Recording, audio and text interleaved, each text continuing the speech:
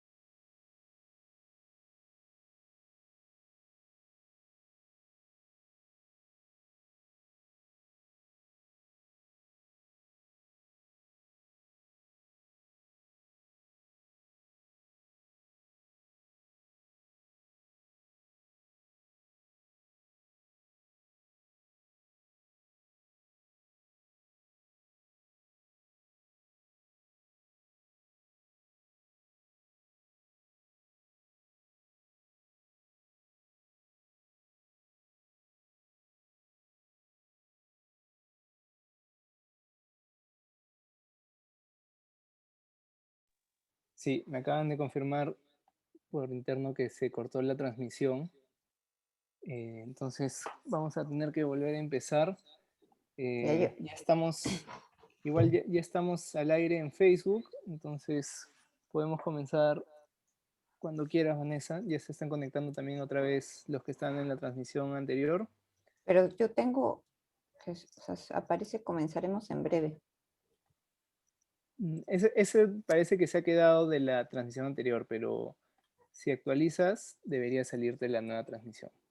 Sí, estoy hablando Sí, ahorita. ya. Entonces, ya estamos al aire, estamos ya varios bueno, ya nos estamos conectando poco a poco, así que comenzamos la transmisión cuando quieras, Vanessa. Gracias, disculpen a todos por los inconvenientes. Sí, buenas noches. Mil disculpas por los inconvenientes. Parece que hubo un problema técnico, pero ya lo estamos solucionando. Buenas noches, muchas gracias a los que se están uniendo nuevamente a este webinar y a los que se van a unir prontamente. En esta ocasión lo que vamos a hacer es presentarles los resultados de la tercera llamada de la encuesta telefónica de COVID-19, escuchando a los niños del milenio. Como quizás algunos de ustedes saben, Niños del Milenio es un estudio longitudinal que desde el 2002 viene haciendo un seguimiento a casi 12.000 niños y niñas que han crecido en 4 países, en Etiopía, en India, en Vietnam y en Perú, ¿no? Y lo que buscamos es producir evidencia para formular políticas públicas en favor de este grupo. En Perú específicamente, el estudio se ha venido realizando en colaboración conjunta con la Universidad de Oxford, GRADE y el Instituto de Investigación Nutricional. Desde el 2002 se recoge información sobre estos niños, niñas, sus familias, a partir de encuestas que se realizan cada 3 años a lo largo de sus vidas, ¿no? Además de las encuestas, también se realiza recojo de información cualitativa con una submuestra de este estudio. Pero parte de lo que ha sucedido en este proceso de recojo de información era volver a campo y saber cómo estaban los chicos y chicas en el 2019-2020 y nos sorprendió la pandemia que vino a cambiarlo todo.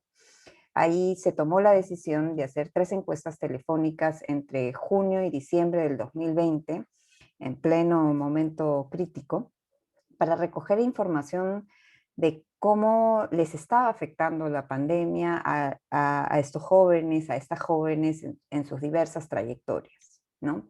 Alan Sánchez, investigador principal de Niños del Milenio, investigador principal de GRADE, es quien nos va a comentar los resultados de esta encuesta y de esta tercera llamada hecha en diciembre del 2020. Voy a pasar a presentar a Alan para quienes no lo conocen. Él es doctor en Economía por la Universidad de Oxford, institución que también le otorgó el máster en Economía para el Desarrollo. Además, es investigador asociado del Departamento de Desarrollo Internacional de la Universidad de Oxford y ejerce labores de docencia en temas relacionados con métodos cuantitativos, de evaluación de impacto y a políticas de desarrollo social. Anteriormente ha sido especialista en investigación económica de la Gerencia de Estudios Económicos del Banco Central de Reserva del Perú. En esta noche, además de Alan, nos acompaña Janet Norikawa, viceministra de Promoción del Empleo y Capacitación Laboral, para comentar los estudios, para comentar los resultados de Niños del Milenio, pero también para presentarnos un poco lo que se viene haciendo desde su sector. Janet es abogada de la Pontificia Universidad Católica del Perú y magíster en gestión pública por la Universidad Peruana de Ciencias Aplicadas. Cuenta con un máster en gestión pública por la Universidad Politécnica de Cataluña, así como especialización en gobernabilidad y gerencia política por la Pontificia Universidad Católica del Perú, la George Washington University y la Corporación Andina de Fomento. Tiene más de 18 años de experiencia profesional en el sector público y se ha desempeñado en labores de asesoría legal y el diseño e implementación de políticas públicas. Ha estado en múltiples ministerios como el Ministerio del Interior, Educación, Inclusión, Desarrollo, Inclusión Social y Producción.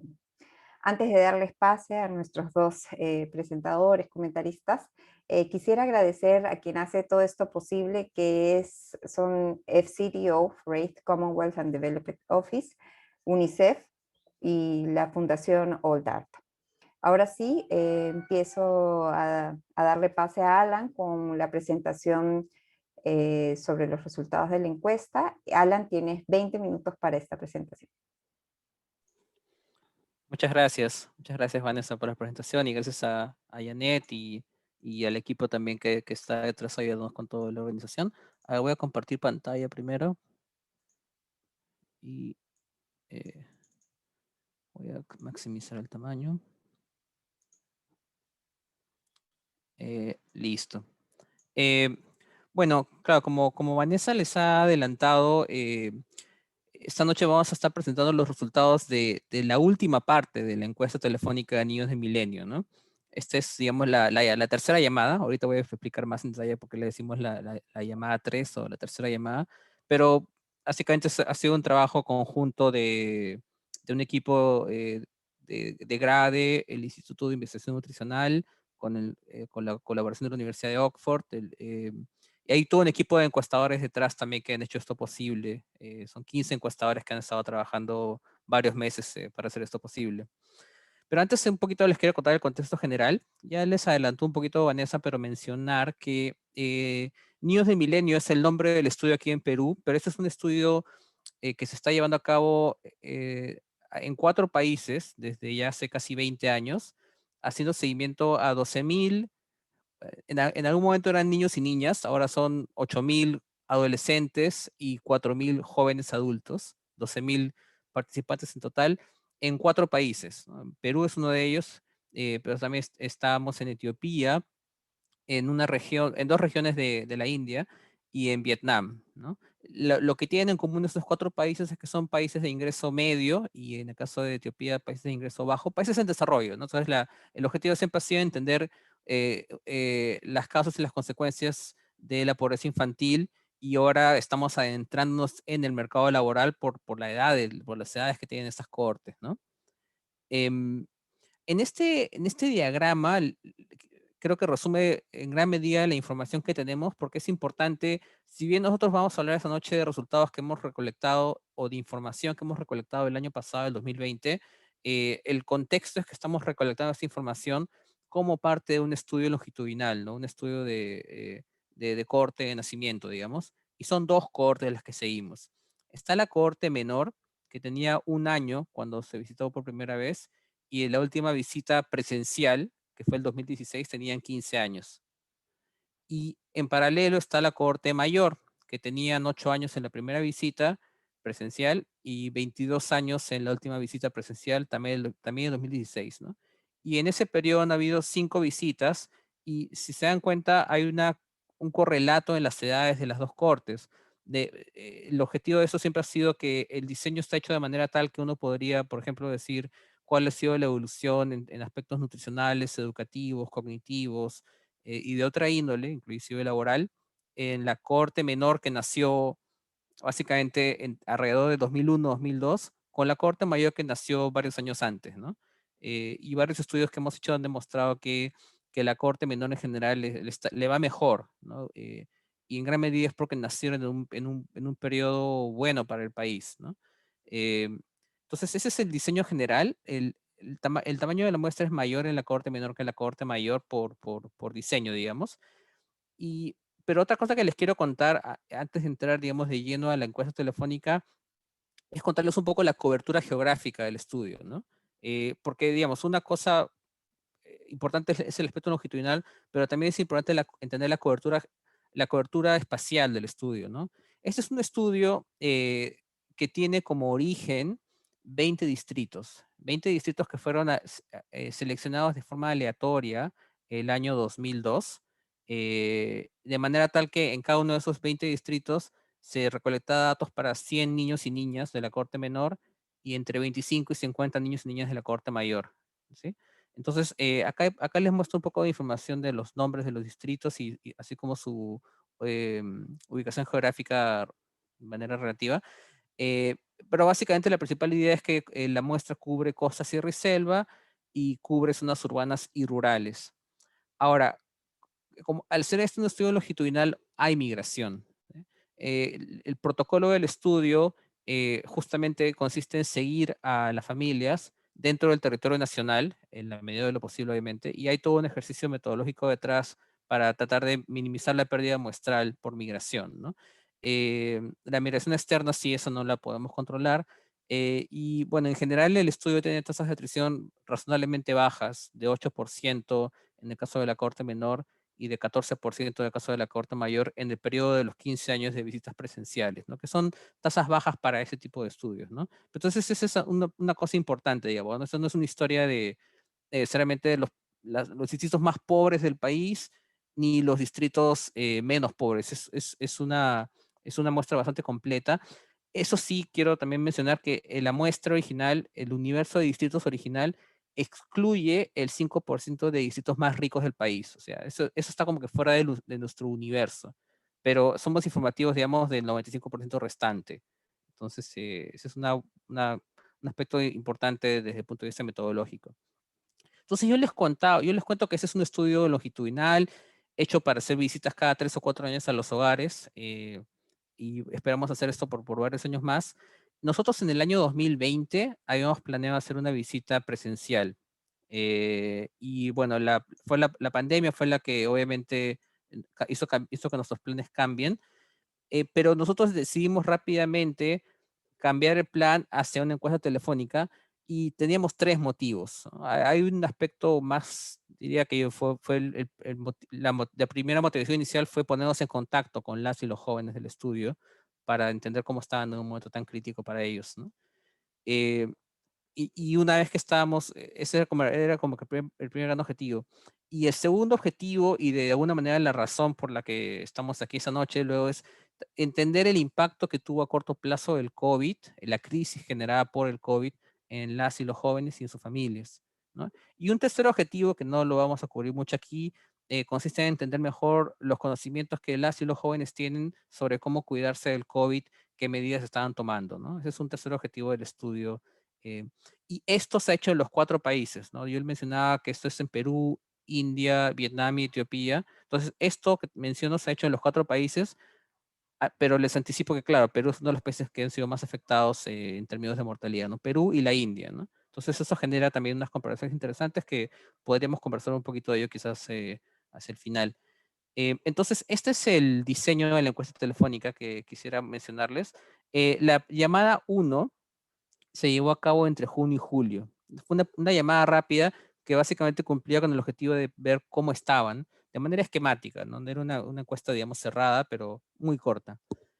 Pero esa encuesta abría paso a otra encuesta que invitaba a los jóvenes a participar entre agosto y octubre, que fue la llamada 2, que fue la llamada más comprensiva en aspectos, en términos temáticos. Y la llamada 3,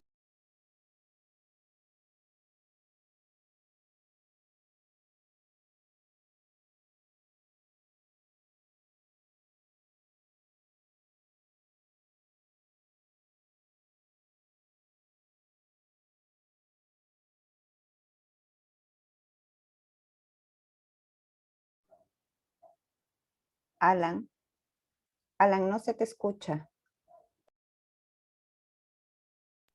Se te ha Sí, muteado, me Alan, parece. se ¿O sí? silenció hola. tu... Sí, te quedaste en la llamada 2 justo cuando comenzaste a hablar de la llamada 3 se muteó. Ah, ya, disculpen. Sí, no, les comentaba que la llamada 2 es la más comprensiva de aspectos en términos temáticos, y la llamada 3 es una llamada de seguimiento de aquellos aspectos muy coyunturales que nos interesaba ver en qué medida habían cambiado. Entonces la llamada 2 es entre agosto y octubre y la llamada 3 es entre noviembre y diciembre, ¿sí? Y en particular de lo que vamos a hablar esta noche es el tema de empleo e ingresos. ¿Qué resultados hemos visto en el mercado laboral en la llamada 3 en comparación a lo visto en la llamada 2? Y eso es lo que vamos a centrarnos más.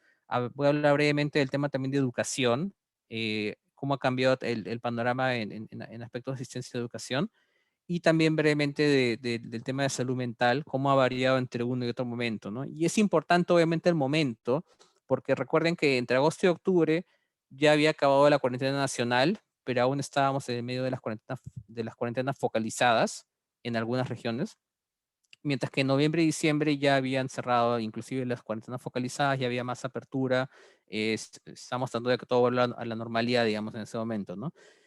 Hay otros aspectos que se han medido que no voy a analizar hoy, pero que podrán ser motivo de futuras presentaciones, ¿no? Entonces, ese es el diseño de la encuesta telefónica. 3 llamadas, y eso es como que te permite ver momentos de la vida de los jóvenes a lo largo del año 2020 que ha sido tan complejo. Em, entonces, al diseño original que les había mostrado, digamos, hay que incluir una sexta columna, que es la encuesta telefónica del 2020, y recordar, digamos, que entonces en los resultados que vamos a conversar ahora, la cohorte mayor tenía ya 26 años. Y eso es importante porque implica que ellos ya están totalmente inmersos en el mercado laboral, ¿no? La gran mayoría, obviamente no todos trabajan, pero la gran mayoría sí trabajaba. Y en el caso de la corte menor de 19 años, están como que todavía entre los dos mundos del tema del estudio y trabajo, ¿no? Eh, entonces, vamos a hablar de esas dos, de una foto de este momento, ¿no? Y ya entrando a los resultados, entonces, voy a hablar como más en detalle, digamos, del tema del empleo, digamos, pero espero tener tiempo para también mencionar dos aspectos, ¿no? O sea, una cosa que nosotros hicimos es que si bien hemos tenido la llamada 2 y la llamada 3 y hemos recolectado datos sobre el tema del empleo en el momento de la llamada 2 y en el momento de la llamada 3, o sea, entre agosto y octubre y en noviembre y diciembre, también en el momento aprovechamos a hacer preguntas retrospectivas sobre cómo había estado, cuál había sido la situación laboral de los jóvenes antes, justo antes de la cuarentena, entre enero y febrero, justo antes. Y además cuál había sido su situación durante la cuarentena nacional.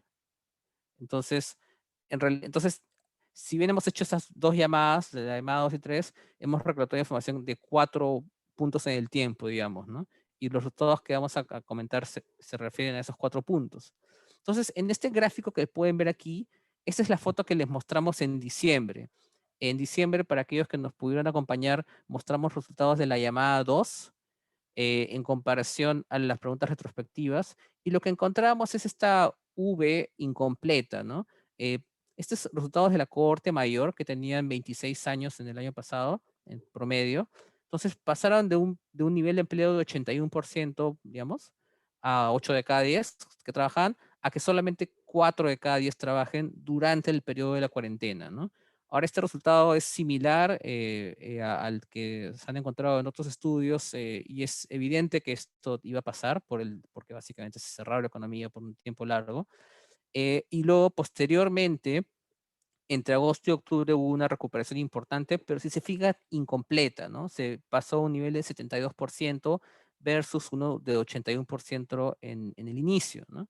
Entonces, lo que nos trae ahora la llamada 3 es esta siguiente foto del momento de noviembre-diciembre. Y lo que vemos aquí es básicamente que no hubo no hubo mayor cambio entre agosto, octubre y noviembre-diciembre, ¿no? Se ha mantenido casi estadísticamente es la misma cifra, ¿no?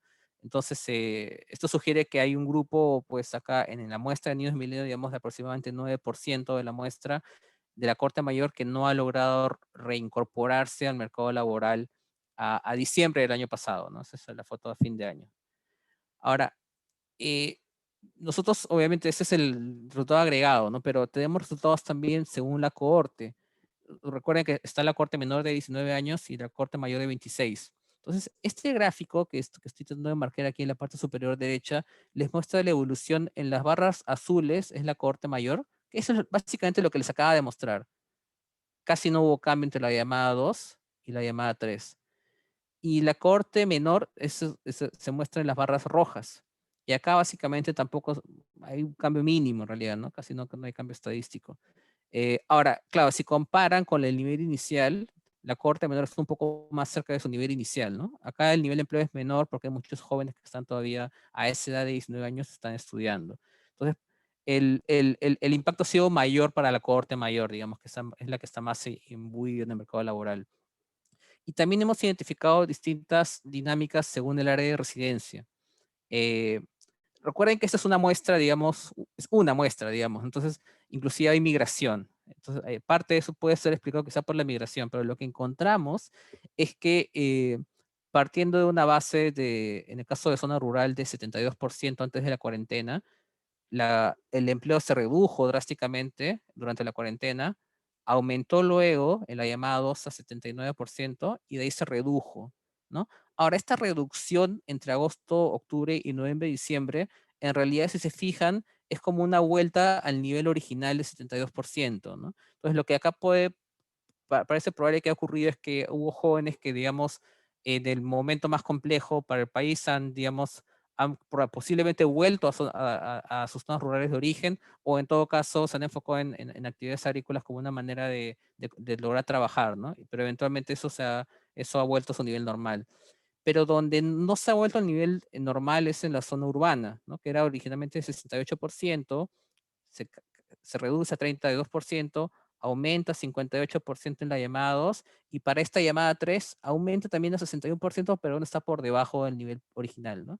Entonces, esa foto que yo les mostré al inicio en realidad difiere entre zonas urbanas y rurales, y lo que eso indica es que el problema pendiente principalmente ahorita está en lo que es acceso a empleo, es en zona urbana, ¿no? Em, y después otro marcador importante es el del género. Eh, si se fijan, este gráfico lo que les indica es la diferencia entre hombres, que está en la barra azul, y mujeres, que está en la barra roja, antes de la cuarentena. O sea, antes de la cuarentena ya había una brecha de género en contra de las mujeres que si lo miden es de 17 puntos porcentuales, ¿no? Y si luego ven la foto de la llamada 3, bueno, una cosa es que si ven los niveles, se fijan que quien no ha recuperado su nivel de acceso a empleo son las mujeres. Estaban en 60%, ahora están en 51%. Mientras que los hombres, más o menos que han recuperado su nivel, ¿no? Pero entonces, como consecuencia de ello, la brecha de género ha aumentado, ¿no? O sea, ahora si lo cuentas, son 25 puntos porcentuales. Entonces, esa es otra evidencia que surge del estudio. Y yendo más allá, ya sin evidencia gráfica, pero eso está disponible en el informe que al final les voy a comentar cómo acceder a él, hemos encontrado evidencia que al margen de lo que he dicho, el autoempleo se ha incrementado, ¿sí? O sea, porque nosotros estamos hablando del empleo en general, pero hay distintas calidades de empleo. Y lo que hemos encontrado es que entre la llamada 2 y la llamada 3, el autoempleo aumentó de 19% a 25% entre los que entre los que tienen trabajo. O sea, uno de cada cuatro de los que dicen que tienen trabajo, en verdad están autoempleados. No quiere decir que pueden estar saliendo a vender, por ejemplo, a las calles, ¿no? No necesariamente, pero por lo general el autoempleo suele ser en promedio de menor calidad. y eso se compara con un nivel prepandemia de 14%, ¿no? Entonces ese es otro aspecto que surge de estos resultados, es un posible deterioro en la calidad de los trabajos como consecuencia de la crisis. Eh, y otro aspecto que también hemos logrado medir es sobre el tema de la facilidad o dificultad de hacer trabajo remoto, y encontramos que entre aquellos que tienen trabajo, ¿sí? Entre el universo que tiene trabajo, solo el 7% trabaja de manera remota, ¿no? Que es una tasa muy baja y que ocurre principalmente en zonas urbanas y entre aquellas familias que tienen acceso a Internet. Entonces, eso es algo que después vamos a mencionar hacia el final, pero el tema del acceso a Internet tiene un efecto importante en la vida de los jóvenes en lo que se refiere al tipo de empleo a que pueden acceder. Esa es la foto en términos de empleo. En términos de educación, nosotros en la llamada 2 les habíamos contado, esto fue en diciembre, que en la cohorte menor, los que tienen 19 años, son los más jóvenes, que están muchos de ellos en educación superior, en esa cohorte aproximadamente el 16% había tenido que dejar sus estudios. Eso fue entre agosto y octubre en la llamada 2. Lo que ocurre en la llamada 3, entre noviembre y diciembre, es que esa tasa ha pasado, esa probabilidad ha aumentado de 16 a 18%. O sea, no es un aumento importante, pero digamos, tampoco mejoró, ¿no? O sea, porque digamos, sí había la expectativa de que algunos de estos jóvenes puedan reintegrarse y no solo no pasó, sino que algunos también posteriormente salieron, ¿no? En este caso, son más mujeres que hombres los que han tenido la chance de continuar con sus estudios, ¿no? En este caso, la brecha es, digamos, es favorable a las mujeres. Y las tres razones más comunes para no continuar con los estudios, quizás no es sorprendente, pero sí es importante poderlo cuantificar, son dificultad para pagar las pensiones, cancelación de clases, porque simplemente en algunos casos los jóvenes decían, o sea, yo quiero, pero no hay, o sea, no, el programa no, el programa requiere que sea presencial y no es posible. Y un tercer aspecto que también lo hemos visto del lado de empleo, es la carencia de medios para atender clases virtuales.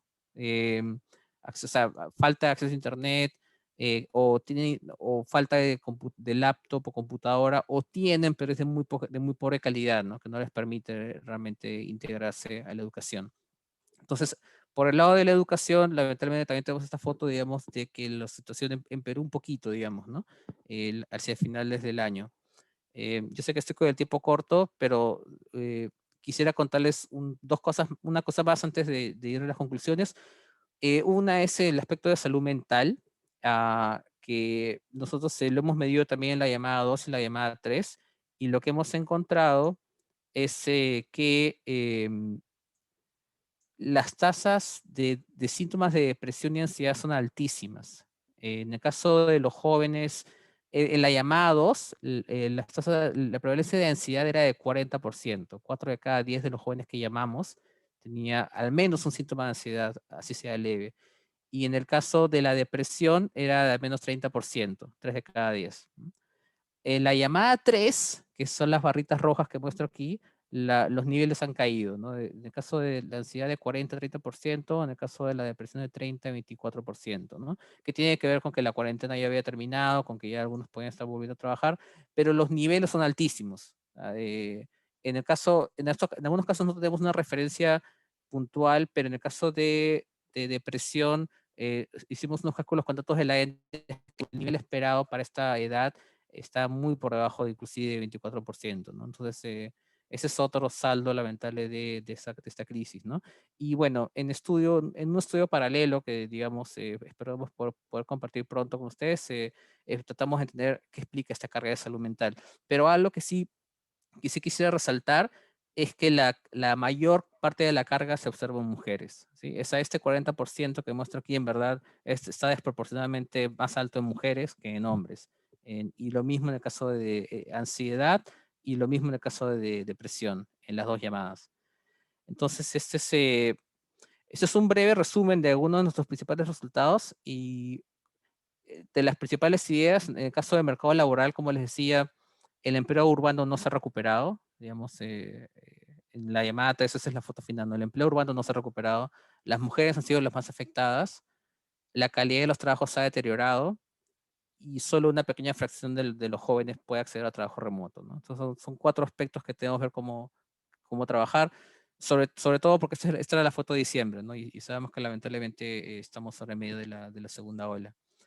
Otro aspecto que digamos que se repite es el problema del acceso a Internet, que ha sido clave para explicar diferencias en lo que es acceso a empleo y educación a lo largo del 2020. Las brechas de género, que son evidentes en temas laborales y de salud mental en contra de las mujeres. En el caso de acceso a educación, ahí son los hombres los más afectados. Y por último, quería cerrar simplemente contándoles que estamos también haciendo estudios paralelos, y en un estudio paralelo que está financiado por ESRC de Reino Unido, estamos viendo también que entre los jóvenes que están actualmente en el mercado laboral, jóvenes de 26 años, aquellos jóvenes que asistieron a instituciones de educación superior de calidad, de mayor calidad, son los menos afectados por la pandemia. O sea que de alguna manera la educación superior de calidad, de alguna manera te protege, ha logrado proteger a muchos de estos jóvenes durante este tiempo de crisis. No, estos resultados que les he contado están disponibles en nuestra página web. Si entran van a poder encontrar un resumen de cada llamada. Las bases también son libres, eso es lo que les quería decir. O sea que para aquellos que hacen investigación y nos están escuchando, las bases de datos de la llamada 1 y 2 ya las pueden bajar de nuestra página web, y la base de la llamada 3 estará muy pronto disponible. Entonces eso es lo que les quería contar y lo dejo ahí por el momento, pero podemos continuar luego con la conversación. Muchas gracias. Gracias, Alan, por la exposición de los resultados, súper interesante, pero también, digamos, nos pone el énfasis de cómo la pandemia ha sido un factor determinante en acrecentar las brechas que ya veníamos experimentando como país, ¿no? Antes de pasar con Janet para sus comentarios, quería recordarles a todas las personas que están siguiendo la transmisión que pueden dejarnos sus comentarios en el chat del Facebook, sus comentarios, sus preguntas, para al final retomarlas y poder hacer una discusión rica sobre este tema, ¿no? Así también vamos a colgar en el mismo chat el documento sobre el cual Alan ha expuesto. Es un análisis es un documento sobre política pública también, ¿no? Ahora sí, Janet, te dejo, tienes 20 minutos también para tu presentación. Perfecto, mil gracias. Aprovecho por la oportunidad para agradecer a Grade y en particular a Alan y a Vanessa por la invitación, ¿no? Estamos en verdad muy... nos parece muy importante como ministerio poder participar en eventos como estos que nos permiten conectar, ¿no? Y eso es un poco lo que conversábamos también antes de iniciar la presentación con Alan y con Vanessa, la importancia de que el sector público, la academia, en general la ciudadanía, nos conectemos y tengamos oportunidad de conversar, confrontar, concertar, ¿no? Y articular esfuerzos, ¿no? Y en esa línea, creo que un esfuerzo como escuchando a Niños de Milenio, lo que da cuenta es de la importancia de tener información, evidencia para la toma de decisiones, ¿no? Y en esa línea, agradecer un esfuerzo como este, que nos permite entonces enriquecer también todo el proceso de diseño y adopción de políticas públicas, ¿no? En esa línea, yo lo que quería era también compartir con ustedes algunos de la información que desde el sector público se maneja en materia de empleo, tanto por parte del INEI como la propia información que maneja el Ministerio de Trabajo a través de la planilla electrónica y a través de la encuesta de ocupaciones, y que creo que va muy en la línea de lo que nos ha adelantado ya Alan, en términos de que la pandemia ha tenido un efecto muy grave, muy catastrófico sobre la vida de las personas y en particular sobre el empleo, ¿no? Que hemos tenido momentos muy críticos, ¿no? Que nos estamos recuperando poco a poco, pero efectivamente no hemos llegado a los niveles de la prepandemia, ¿no? Y de alguna manera, ¿no? INEI, en su último informe técnico que acaba de reportar hace poco, en marzo de 2021, da cuenta de eso, ¿no? Da cuenta que la pega ocupada ¿no? Cayó en 13% y que nuestro momento más crítico, ¿no? Ocurrió justamente en los meses de la cuarentena, ¿no? Que supuso que más de 6 millones estuvieran en, que dejaran de pertenecer a la PEA ocupada, ¿no? Y esa afectación, ¿no? En línea con lo que ya comentó Alan, afectó más a las mujeres, ¿no? Y afectó más a los jóvenes, ¿no? Esto que fue el promedio nacional del año tuvo algunos visos de recuperación en el último trimestre móvil del 2020, en los que la PEA ocupada, ¿no? Equivalía a 960.000 personas, ¿no? Perdón, la PEA,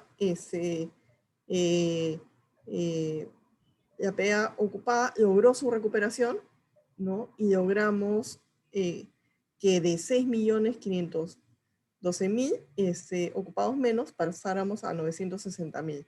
Pero obviamente no estamos, ¿no? En la situación ideal.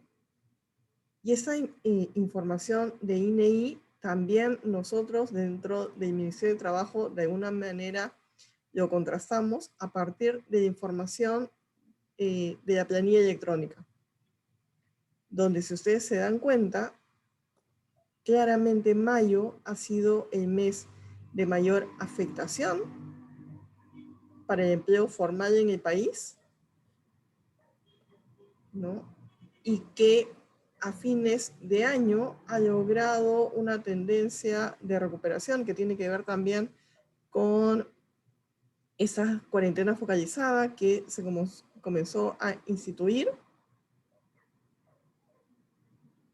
pero nos falta aún lograr esa, cerrar la brecha, ¿no? Y lograr estar en una situación por lo menos similar al inicio de la pandemia.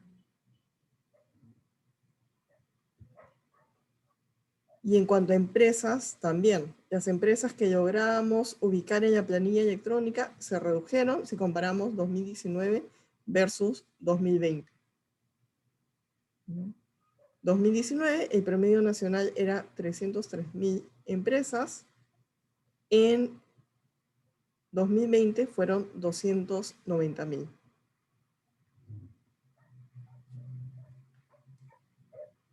Y si hacemos un pequeño zoom por actividad económica, claramente el sector servicios es el que se ha visto más golpeado. Y solo el sector agricultura y pesca son los que han logrado, de alguna manera, estar en una situación de mantenimiento, ¿no? A pesar de la pandemia.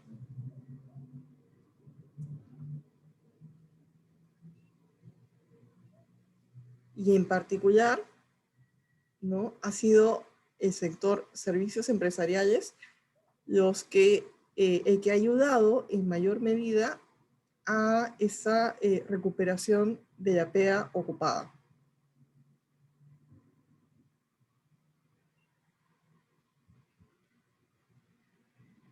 Y en línea con y de manera congruente con lo que ya nos había mencionado Alan en el estudio, hay una brecha de género en la que debemos trabajar. Hay una brecha en la educación y hay una brecha en la afectación a jóvenes. Entonces, ser mujer, ser joven y tener bajo nivel educativo es casi una condena a estar invisibilizado para el sector laboral formal.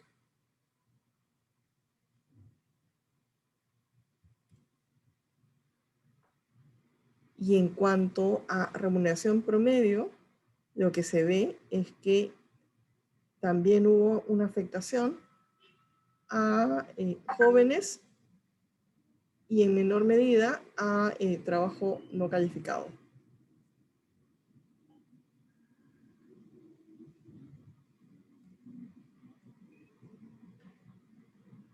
Junto con esa información de planilla electrónica vinculada con sectores, vinculados con caracterización, lo que hemos tratado de ver también es cuáles eran aquellas ocupaciones que lograron de alguna manera mantener la demanda. Y están claramente peones agropecuarios, operadores de telecomunicaciones y agricultores, los que ayudaron a mantener las cifras de empleo, que como comentaba, no son las cifras de empleo óptimas, pero han ayudado a esa recuperación del mercado laboral. Y por el contrario, todos aquellos servicios vinculados con hotelería, turismo, con la venta al por menor, son los que se han visto más afectados.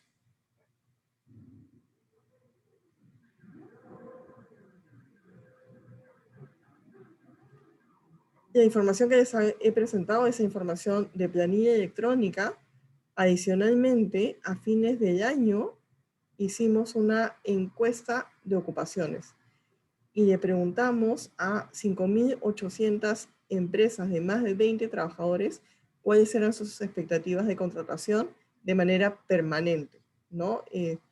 No el empleo temporal, no el empleo ocasional, ¿no? O a tiempo determinado, sino si iban a hacer contrataciones de carácter indeterminado.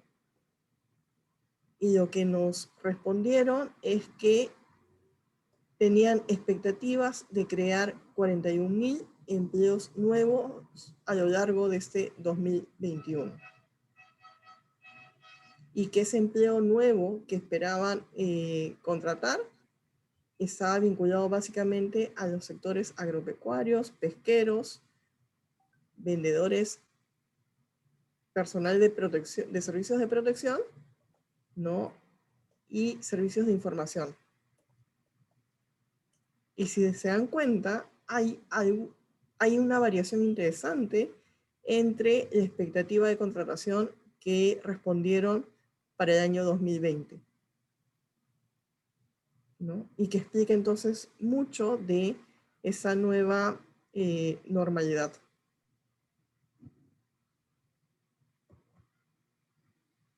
Esa encuesta de ocupaciones lo que reporta, ¿no? Tiene representatividad a nivel nacional y representatividad en esos 7 departamentos. Lo que reporta es que la expectativa de contratación, ¿no? Es algo menor a la expectativa de contratación que se había previsto para el 2020.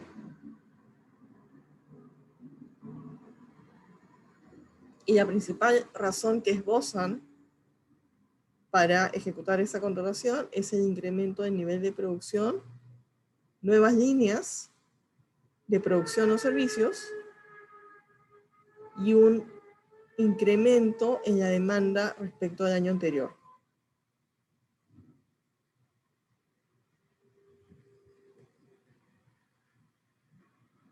La mayoría de esas contrataciones que establecen a partir de la encuesta es que van a ser para personas que cuentan solo con educación básica. Y en menor medida, profesionales universitarios.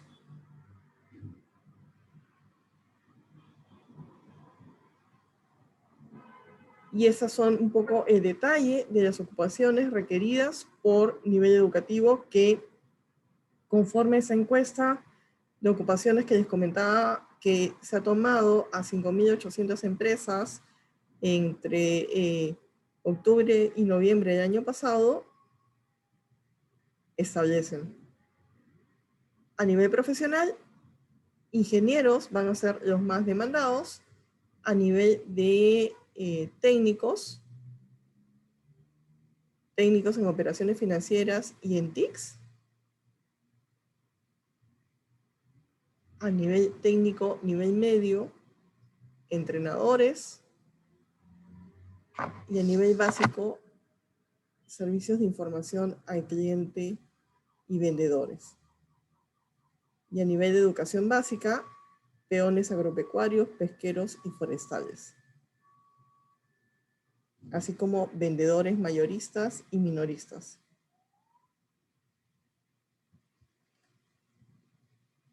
¿Qué hacer entonces frente a un panorama como este en el que debemos, de alguna manera, desde el sector que nos toque, aportar en la adopción de medidas y asegurar entonces que ayudemos a paliar los efectos tan devastadores de una pandemia, ¿no?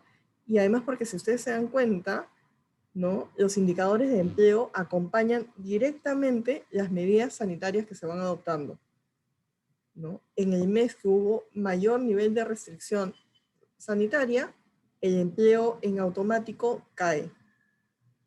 Y conforme se va abriendo bajo protocolos sanitarios diferentes servicios, el empleo se recupera, ¿no? Desde el ministerio, ¿no?, este es de alguna manera un esquema general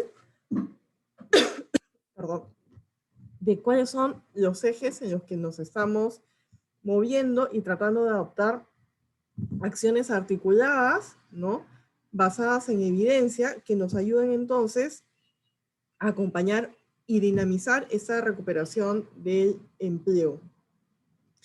En términos específicos del eje empleo, está la regulación que promovió el trabajo remoto, ¿no? Hemos también lanzado la normativa para la generación de un subsidio a la planilla, ¿no? Y a través de Trabaja Perú hemos venido ejecutando un presupuesto significativo para la generación de empleo temporal. En términos de empleabilidad, hemos lanzado una plataforma de capacitación, poniendo a disposición cursos. Hemos creado un programa que ayuda a dar sostenibilidad a esos esfuerzos de capacitación y tenemos previsto lanzar un paquete de becas vinculados a las ocupaciones de mayor demanda para este año. Adicionalmente a eso, hemos querido generar instrumentos de facilitación para la intermediación laboral. El cuarto eje, hemos tratado de asegurar el cumplimiento de las obligaciones laborales. Y el quinto eje tiene como propósito dejar enmarcados instrumentos de política pública que ayuden entonces a asegurar el cumplimiento de cada uno de estos ejes, ¿no? Algunos temas de estos son temas que se han ejecutado o están en ejecución, ¿no? Y que esperamos también dejarlos totalmente instalados para su consecución y continuidad por parte del próximo gobierno, ¿no? En materia de empleo, si me permiten entonces profundizar en cada uno de estos ejes, tenemos, como les comentaba, el trabajo remoto, ¿no? Y hasta el momento, según datos de la planilla electrónica, más de 244.000 trabajadores están ejerciendo trabajo remoto. Efectivamente, esa es una modalidad que no todos los trabajadores van a poder ejercer, ¿no? Ni todas las empresas, ¿no?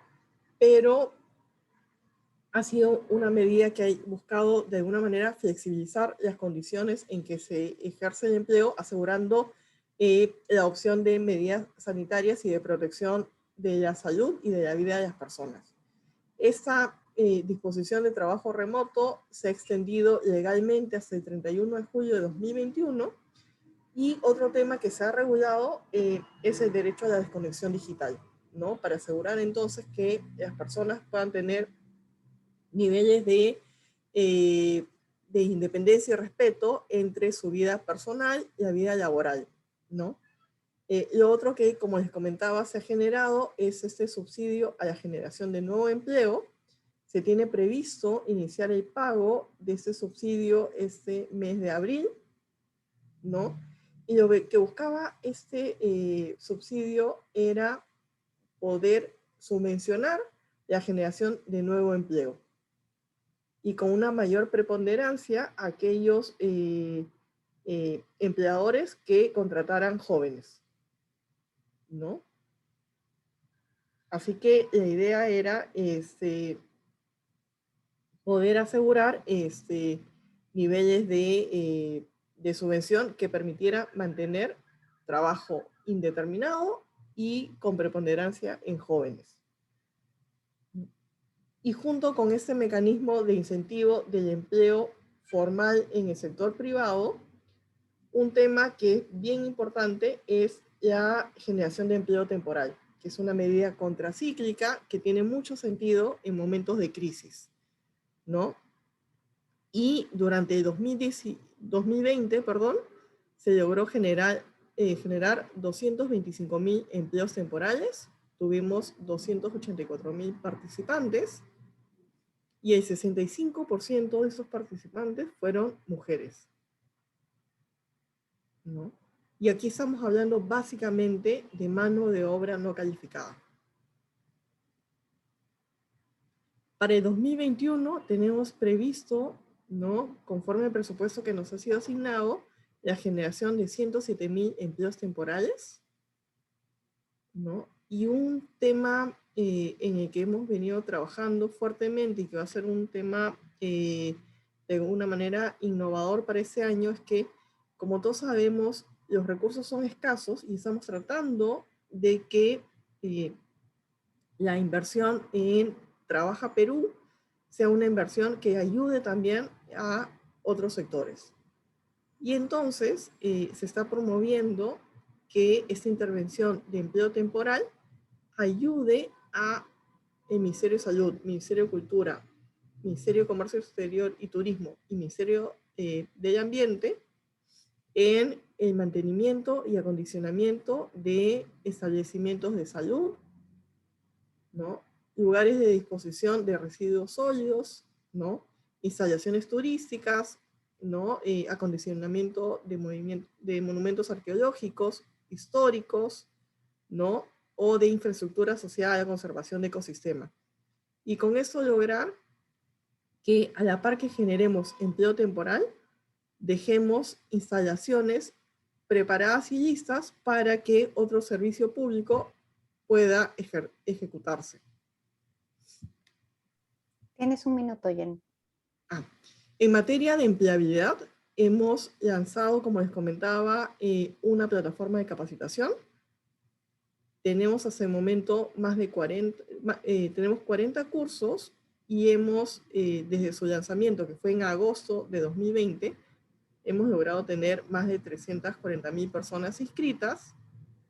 Y como les había adelantado, hemos creado el Programa Nacional para la Empleabilidad a fin de dar continuidad a este esfuerzo de capacitación, porque por lo general el Ministerio de Trabajo no se había involucrado en capacitaciones de carácter masivo, ¿no? Entonces, creo que esto va a ser parte de la nueva normalidad y además porque tiene que estar asociada a mecanismos de mejora de la productividad, así que esto va a ser parte de un nuevo estándar para el Ministerio de Trabajo. Junto con eso, hemos lanzado la beca de empleabilidad digital, que lo hemos hecho en alianza con Cisco. Son 3.000 becas, ¿no?, que lo que buscan es formar administradores de redes, programadores en Python o especialistas en soporte técnico, ¿no?, y que ayuden entonces a que acompañemos este dinamismo del mercado informático en el país y que esto favorezca entonces a las personas que no tienen posibilidad de cursar estos cursos, ¿no? Y además porque no solo la capacitación es gratuita, sino también la certificación de Cisco va a ser gratuita. Junto con esos 3.000 becas, tenemos previsto lanzar a lo largo del año 10.000 becas adicionales, ¿no? Para generar capacitación en los sectores comercio, agroindustria, construcción y TICs, ¿no? Que nuevamente van a ser los más dinámicos durante el año y que permitan entonces asegurar, acompañar la creación de empleo, ¿no? Y un tema importante es que estas becas no solamente van a incidir en habilidades técnicas, sino también van a incidir en habilidades digitales de manera transversal y también en habilidades socioemocionales, y van a integrar asesoría para la búsqueda de empleo. En cuanto al eje facilitación, lanzamos en agosto del año pasado una plataforma integrada para brindar los servicios de bolsa de trabajo, capacitación, como ya he mencionado, y de emisión de certificado único laboral, ¿no? Y hasta el momento ha tenido más de 2 millones de visitas, ¿no? Hemos logrado la intermediación de 67.000 vacantes, ¿no? Y en cuanto al certificado único laboral, desde el 21 de agosto hasta el 9 de marzo hemos emitido 688.000 certificados únicos laborales, ¿no? Y lo que tenemos previsto para este 2021 es, ya se ha concretado la habilitación del acceso a este portal para los migrantes, ¿no? Y que no haya entonces restricción, ¿no? Y para el segundo trimestre lo que tenemos previsto es mejorar el espacio físico en donde se brindan los servicios de empleo en los centros de empleo de Ica y San Martín. El año pasado logramos mejorar y acondicionar 3 centros de empleo de manera descentralizada, y ahora lo vamos a acompañar con Ica y San Martín, pero probablemente el tema más sustancial de cambio es que nuestra bolsa de trabajo va a contar con inteligencia artificial. Esta es una plataforma que ya hemos contratado y que estamos acondicionando, ¿no? Y que va a estar lista en este segundo trimestre del año.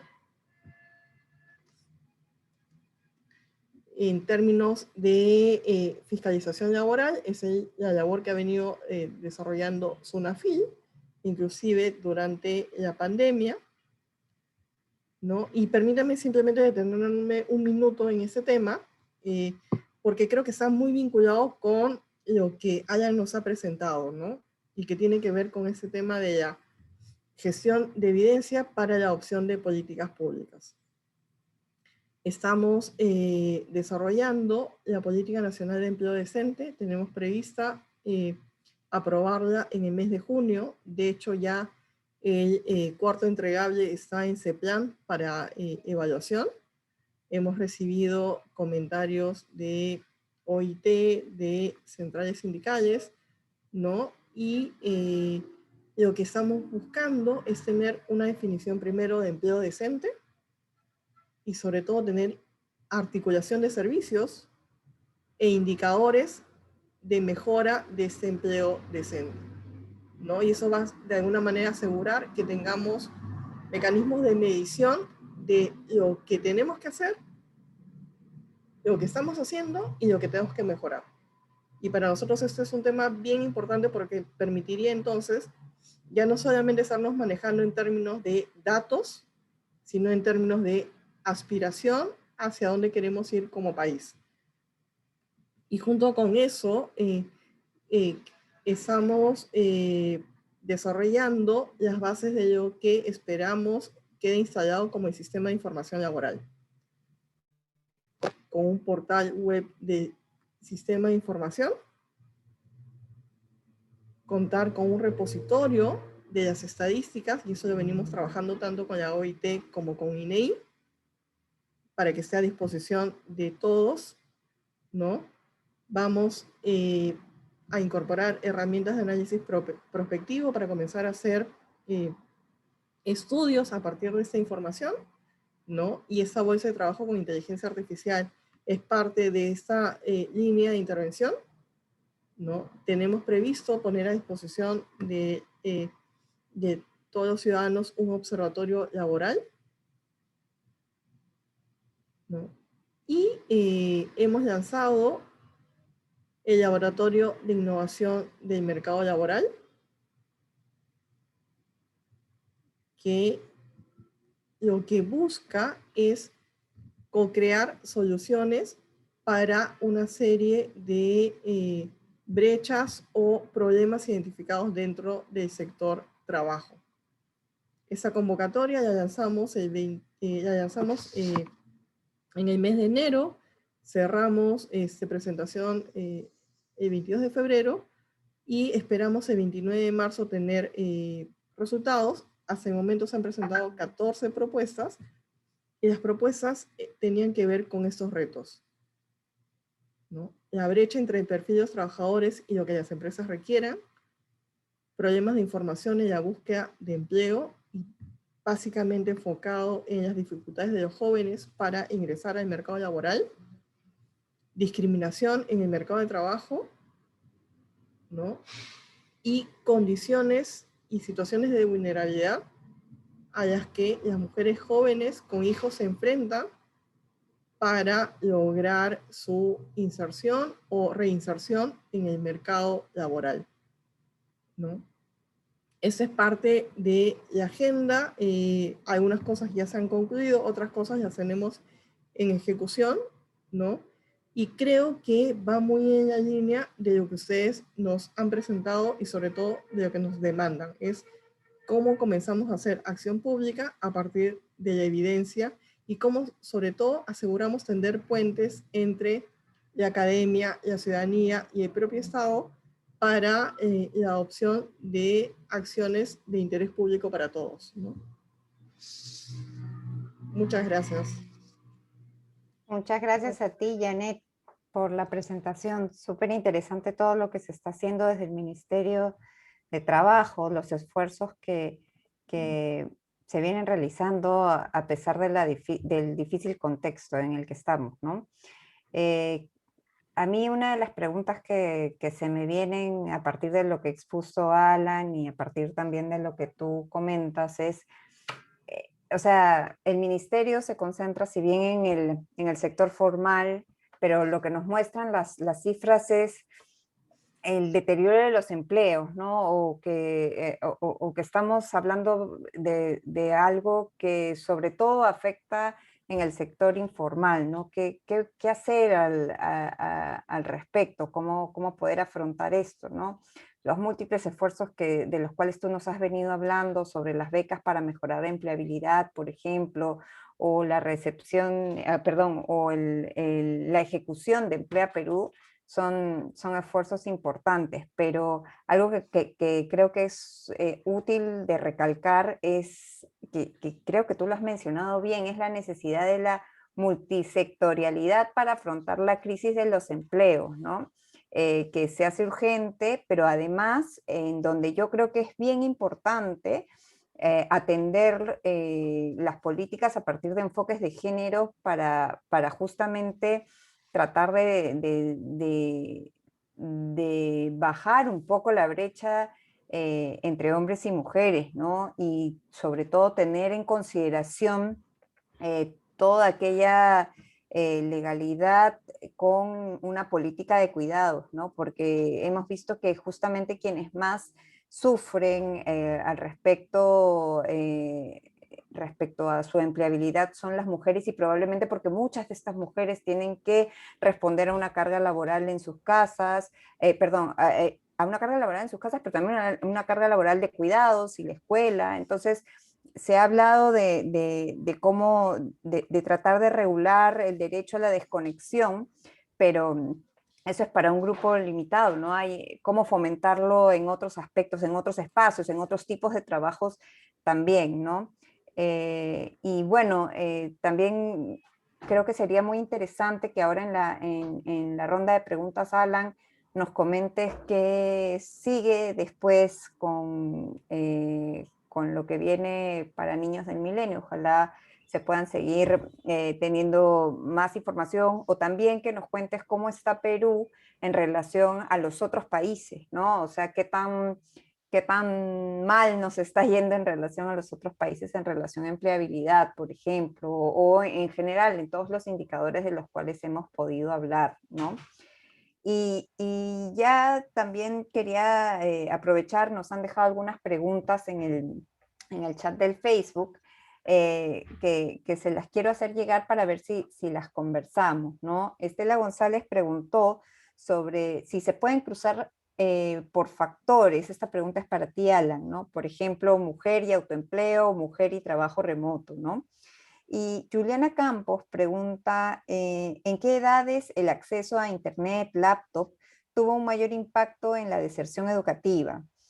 Para ella es interesante ver que las mujeres han logrado continuar sus estudios en mayor proporción a pesar del deterioro, a pesar de que el deterioro laboral ha sido mayor para ellos, ¿no?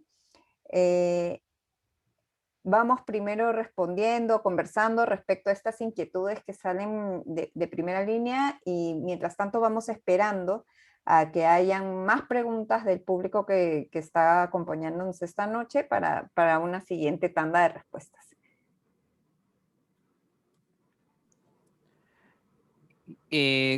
¿Cómo comenzamos? ¿Comienzo yo o comienza Janet? ¿Cómo prefieres? Está bien, Alan, tú ¿Sí? primero. Ya, gracias a ambas.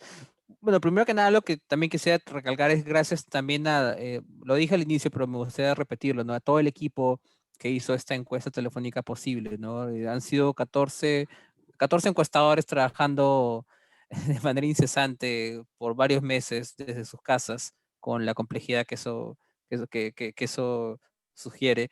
Y las encuestas pues se han llevado a cabo cuando los jóvenes podían, ¿no? Sábado, domingo, de día, de noche. Entonces, muchas gracias a ese equipo y bueno, a la coordinadora de campo, Sofía Madrid, y a la administradora de los datos, que es Mónica Lizama, y a todo el equipo que estuvo detrás, ¿no? Sobre, voy a aprovechar en compartir, voy a pedir compartir pantalla un segundo porque justo tengo acá un gráfico que puede ser interesante para una de tus preguntas, Vanessa. Por ahí un poquito era como cómo estamos con respecto a los otros países.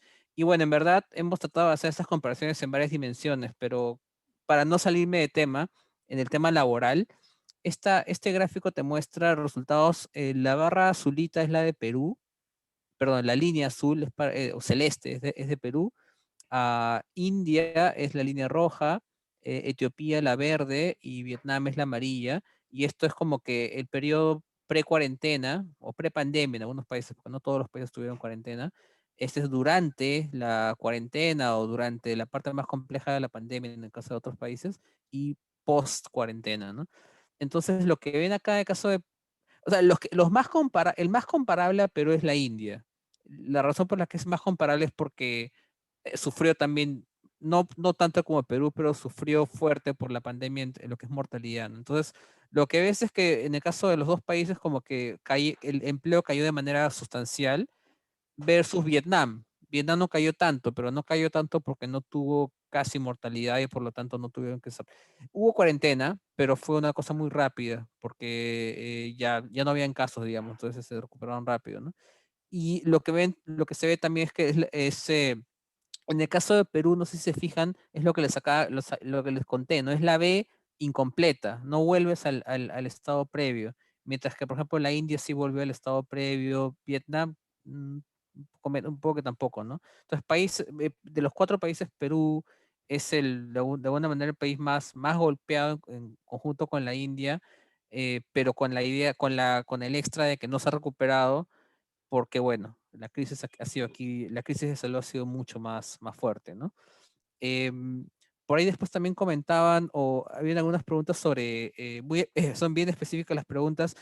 Primero que nada me gustaría mencionar que los datos son públicos, entonces justamente yo no tengo todas las respuestas y justamente lo que hemos tratado de hacer es sacar los datos lo más pronto posible para que los jóvenes, en particular las y los jóvenes, puedan usar esos datos en sus estudios, tesis o reportes técnicos de ministerios, etcétera.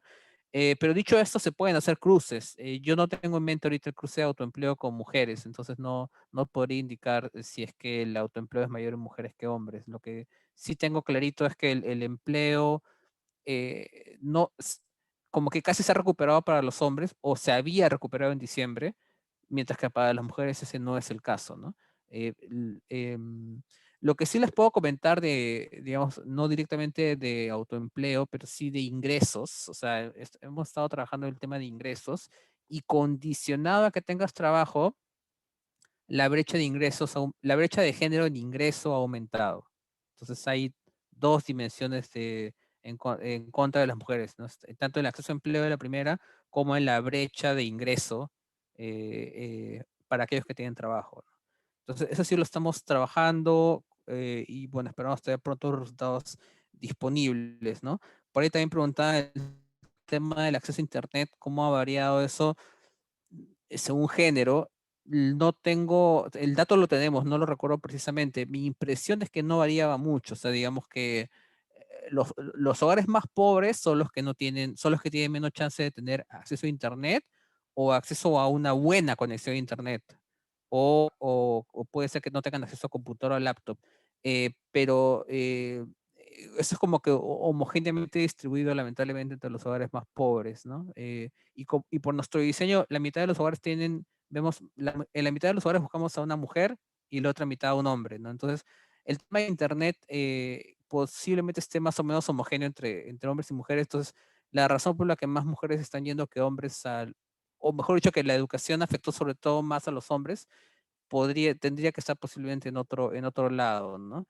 Lo que sí les puedo comentar en todo caso es que lo que sí hemos visto, bueno, puede ser que las mujeres tengan esa chance, mayor chance de acceder a educación, pero en lo que es uso del tiempo dentro del hogar, que eso lo vimos en la llamada 2, la mayor carga de las labores de cuidado están yendo también hacia las mujeres, ¿no? Entonces, lo que trato de decir es que no sé qué también les está yendo a hacer. Eso es algo que vamos a estudiar este año, ¿no? Nosotros este año esperamos hacer una nueva encuesta con los jóvenes para seguir justamente monitoreando y nos interesa especialmente el tema de empleo, el tema de educación, el tema de salud mental y el tema de inseguridad alimentaria. Son cuatro aspectos, cuatro dimensiones que nos gustaría monitorear especialmente y esperemos poder contarles nuevos resultados en unos meses todavía. Gracias, Gracias, Vanessa. Alan. Antes de pasar contigo, Janet, hay otra pregunta para ti que es respecto a los programas de becas. Pregunta si estos son virtuales o presenciales y si son virtuales, ¿cómo se incorporan a los que no tienen internet? Perfecto. Muchas gracias por la pregunta. Si me permites, vamos primero a las inquietudes que nos comentaba sobre el sector informal y en particular también la brecha de género, ¿no? En lo que se refiere a sector informal, ¿no? Un tema que nos parece bien importante es apuntalar la generación y la aprobación de esta política nacional de empleo decente, ¿no? Porque justamente a lo que se aspira es a lograr que de manera progresiva más personas tengan un trabajo que le garantice cumplimiento de derechos laborales fundamentales, ¿no? El acceso a protección y seguridad social y a ingresos justos y a seguridad en el trabajo, ¿no? Y entonces que eso nos obligue como país a destinar recursos y esfuerzos a que más personas pasen del sector informal al sector formal, ¿no? Junto con eso, mientras eso ocurre y vamos generando mayores oportunidades de empleo a través de la mejora vía la capacitación de las personas, la idea es que Trabaja Perú esté como una ventana o una medida contracíclica que permita que las personas tengan acceso a ingresos, ¿no? Y que eso les permita entonces paliar situaciones catastróficas como las que estamos viviendo, ¿no? Entonces, y junto con eso, yo les comentaba de la creación de este programa nacional para la empleabilidad. Uno de los temas que están en su cartera de servicios, ¿no?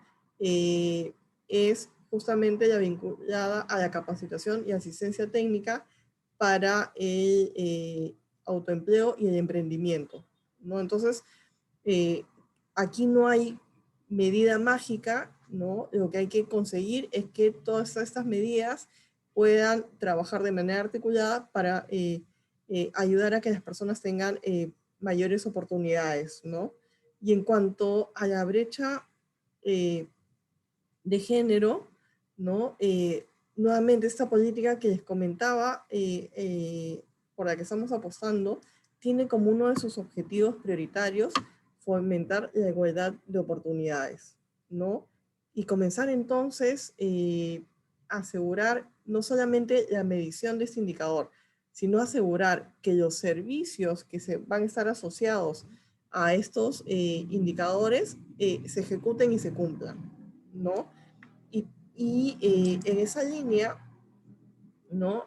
Tenemos muchísima expectativa de los resultados que ese laboratorio de innovación laboral también nos genere en términos de generar evidencia para ayudar a que las mujeres, sobre todo las mujeres que tienen hijos, puedan tener, puedan tener facilidades para su inserción o reinserción laboral, ¿no? Entonces, y creemos que de alguna manera esa debería ser la línea de intervención del Ministerio de Trabajo, es decir, un trabajo articulado entre la empresa, la academia y el Estado, buscando la opción de medidas costo efectivas que aseguren que situaciones como esas se vean revertidas, ¿no?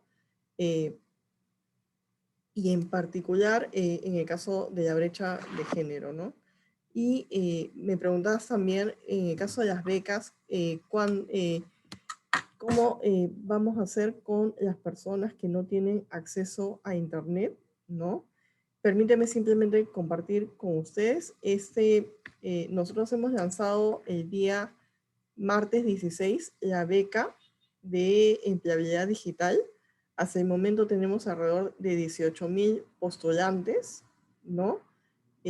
Más o menos, y de esos 18,000 postulantes, más o menos,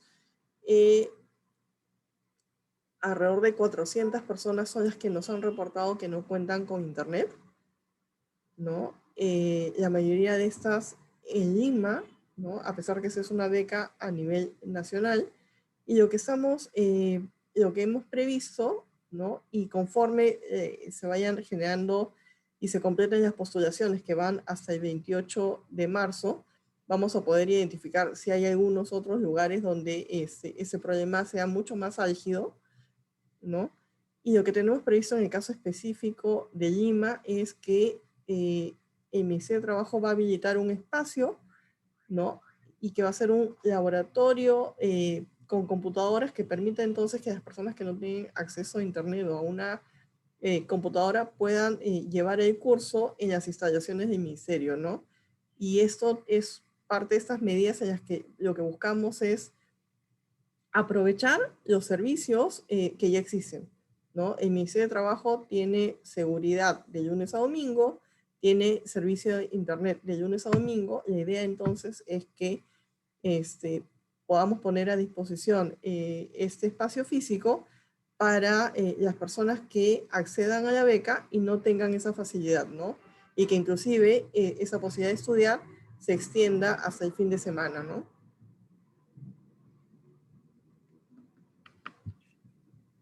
Gracias, Janet. Qué interesante. Ahora, también habría que pensar en cómo hacer que se abra esto también fuera de Lima, ¿no? O sea, que de repente con colaboración de gobiernos regionales para el acceso a Internet, ¿no?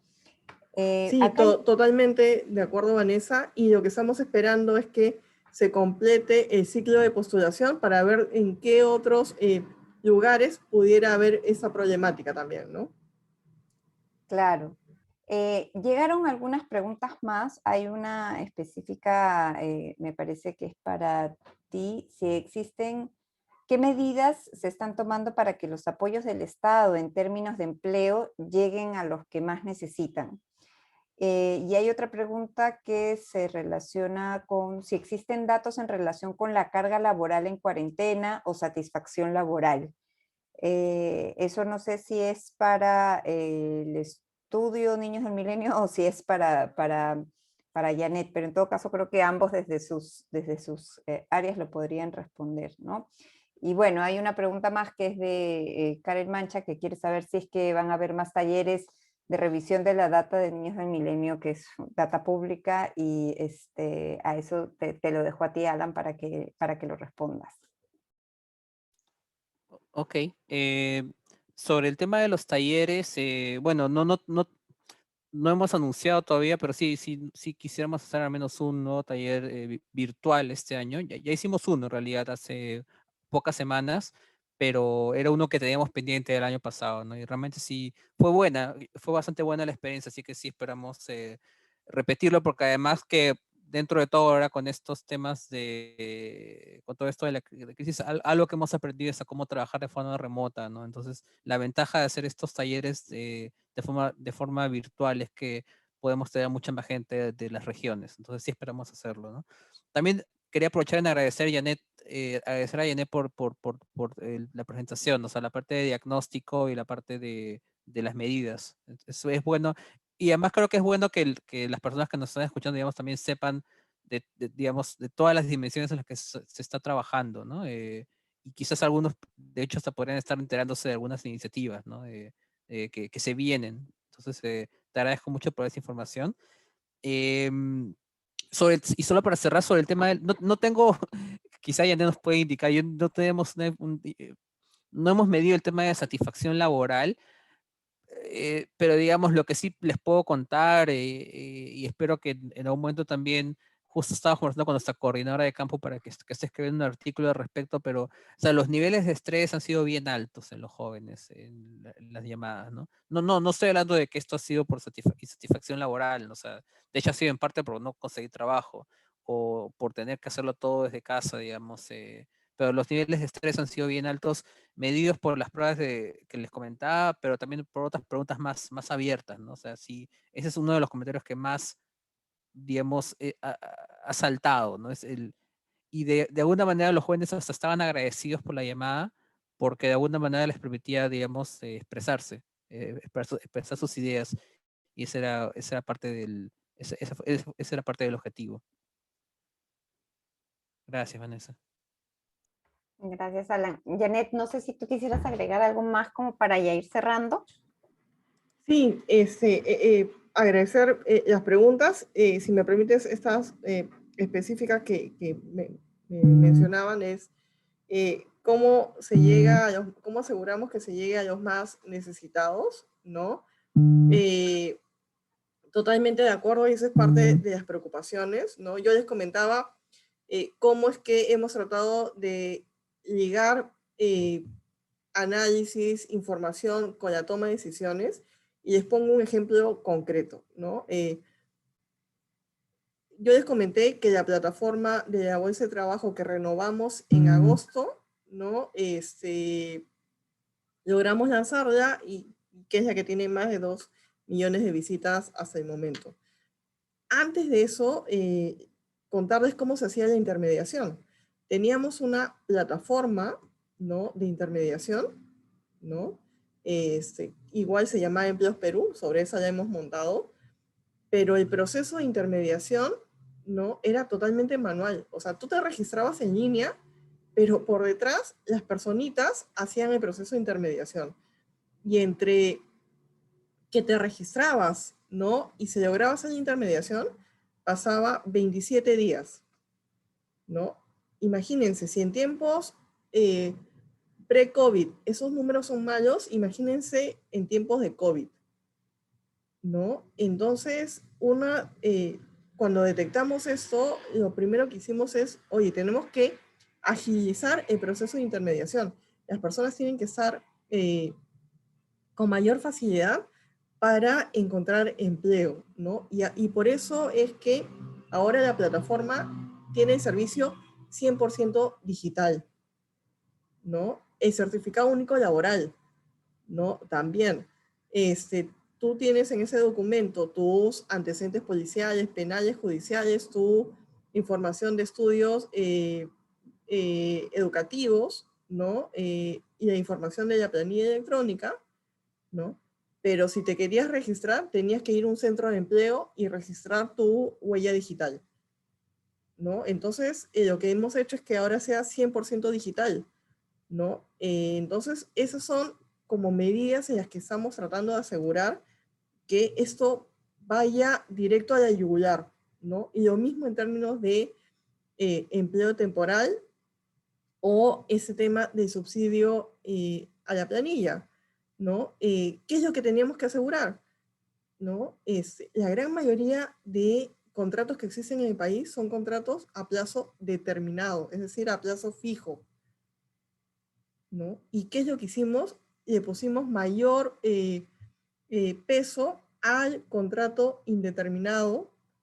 Y lo segundo es, ¿cuál había sido el sector más afectado en términos de pérdida de empleo? Los jóvenes. Pusimos mayor énfasis entonces en que el porcentaje mayor de subsidio vaya a jóvenes, ¿no? Lo mismo en el caso de Trabaja Perú, que es el programa que genera empleo temporal, ¿no? Estamos yendo y atendiendo básicamente a mujeres. El 65% de nuestras participantes son mujeres, ¿no? Y de hecho, somos el programa que tiene mayor atención para personas con discapacidad, ¿no? Para personas que han sufrido violencia familiar o para víctimas de terrorismo, ¿no? Y entonces lo que estamos tratando de hacer es acercar la medida con aquella población más afectada y tratar de alguna manera de asegurar que estamos eh, atacando las barreras de acceso, ¿no? Y ese laboratorio de innovación que hemos lanzado va en esa línea. Es ayúdennos a encontrar esas barreras, ayúdennos a encontrar la medida de solución a esa barrera, ¿no? Implementemos un piloto rápido y a partir de eso establezcamos la política pública, ¿no? Entonces, eso creemos que debería ser la línea de intervención del ministerio, ¿no? De aquí en adelante, ¿no? Sobre el tema específico que nos comentaban sobre encuestas de carga laboral, ¿no? Ahorita, para serles absolutamente sincera, no tenemos una sobre este tema, ¿no? Tomamos nota, creo que debería ser parte de estos estudios o análisis que les comentábamos a las que nos queremos dedicar para comenzar a generar data para la toma de decisiones, ¿no? Y solo permítanme un tema final y en línea con lo que comentaba Alan y la importancia de tener datos abiertos para el análisis de más personas sobre la información. Lo que tenemos previsto es dejar generado todos los protocolos de acceso y transferencia de información para que los datos de la planilla electrónica se constituyan como datos abiertos, ¿no? Entonces, estamos trabajando en eso y tenemos previsto que a fines de este semestre podamos tener esto ya culminado y que permite entonces que las personas puedan hacer análisis de la planilla electrónica para que nos ayude y apuntale la toma de decisiones. Gracias, Janet. Qué interesante todos los esfuerzos que se vienen haciendo y que justamente van en la línea creo que lo que se necesita para la reducción de brechas, ¿no? Yo no tengo nada más que agregar. Alan, de repente tú quisieras dar unas últimas palabras antes de dar por cerrado nuestro conversatorio. No, bueno, agradecer a todo el equipo detrás de Niños de Milenio, a ti, a Santiago en particular que están ahora, a Janet por de verdad darnos el panorama desde el ministerio de lo que se ha hecho y de lo que se viene, especialmente para los jóvenes, ¿no? Que los jóvenes, pero también la parte de temas de grupos más vulnerables, ¿no? Por temas éticos o de discapacidad. Entonces, eso creo que es muy importante. Agradecerles y por el lado de Niños de Milenio, digamos, contarles que Esperamos volver a hacer una encuesta este año y esperamos también compartir esos resultados con ustedes. Y gracias a la persona que preguntó por el taller, porque nos incentiva a sacar esa convocatoria rápido, ¿no? Porque sí queremos que los datos se usen. Entonces, para que esos datos se usen, es útil ese empujoncito del taller, ¿no? Que te muestra cómo utilizar los datos para luego tú que sigas adelante. Entonces, vamos a tratar de hacerlo lo más pronto que podamos. Gracias. Bueno, Alan, muchísimas gracias a ti. Gracias, Janet, por todos, tu participación, por todas las respuestas que nos has dado, por contarnos y acercarnos un poquito más a todos los esfuerzos que se vienen haciendo desde el Estado, que no son a veces muy visibles, ¿no? Sobre todo en momentos tan duros y críticos como los que estamos viviendo, pero saber que hay algunas acciones que se vienen trabajando en temas de género, sí es bien importante, y en tema de empleabilidad juvenil también, ¿no? Que es súper preocupante para muchos, pero al mismo tiempo saber que algo se está haciendo es también un alivio, creo. Entonces, a todos los participantes, muchísimas gracias por habernos acompañado, y eso es todo. Nos vemos en alguna otra oportunidad para hablar de más hallazgos de niños del milenio y en todo caso para discutir cuestiones sobre políticas públicas en relación a la niñez y a la juventud. Muchísimas gracias. Buenas noches. No. Bien, gracias a todos. Cuídense mucho. Gracias. Gracias, Janet, Vanessa, Santiago. Gracias a todos.